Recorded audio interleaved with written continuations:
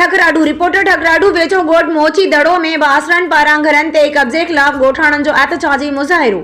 ख़बर मूजिब ठकराडू वेझो ॻोठ मोची दड़ो जे रहवासियुनि हुज़ूर बख्श महर, साहिब अली महर, हाकिम अली महर ऐं ॿियनि एहतजाज कंदे चयो त असर हाशिम अली राजड़ ऐं ॿियनि ॻोठाणनि असांजे ॻोठ ते कब्ज़ो करे असांजे घरनि जा लोड़ा ड्राए असांजे घरनि ते नाजाइज़ी कब्ज़ो करे रहिया आहिनि, जॾहिं त असांजो ॻोठ सरकारी ॻोठ आहे जिते केतिरनि ई सालनि खां असांजा घर आहिनि।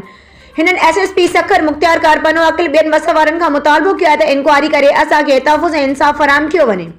होॾां इल्ज़ाम हटायल धुर्जे मोहम्मद हाशिम राजड़, साईंदाद राजड़, मोहम्मद कासिम राजड़, मेहराब अली राजड़ ऐं ॿियनि राब्तो करण ते ॿुधा त लॻल इल्ज़ाम बेबुनियाद आहिनि, जॾहिं त इलाइक़े जे चङनि सरदार अली, गोहर खान महर, हाजी मौला बख्श खान महर, करम खान महर, गंवर फ़कीर मंगरियो, इब्राहिम मंगरियो जिन फ़ैसिलो करे असांखे दंग करे ॾिनो हो।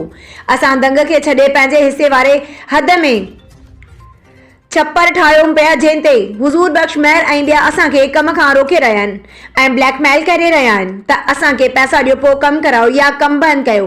हिननि एसएसपी सखर, एसएचओ मुबारकपुर, मुख्तियार कार पनो अकिल ऐं ॿियनि वसवारनि ऐं लाॻापियल इदारनि खां मुतालबो कयो आहे त असांखे तहफ़ुज़ ॾे इंसाफ़ फराहम कयो वञे।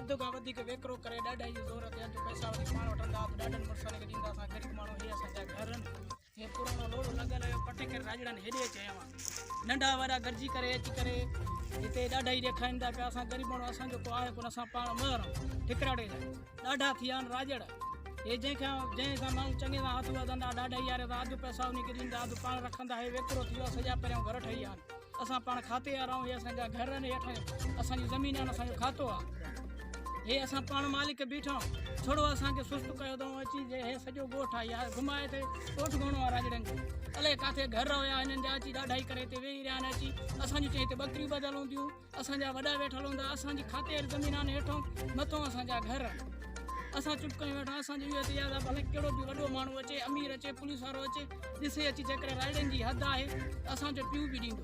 हे असांजो लोड़ो हाणे हिननि पटे हयो आहे।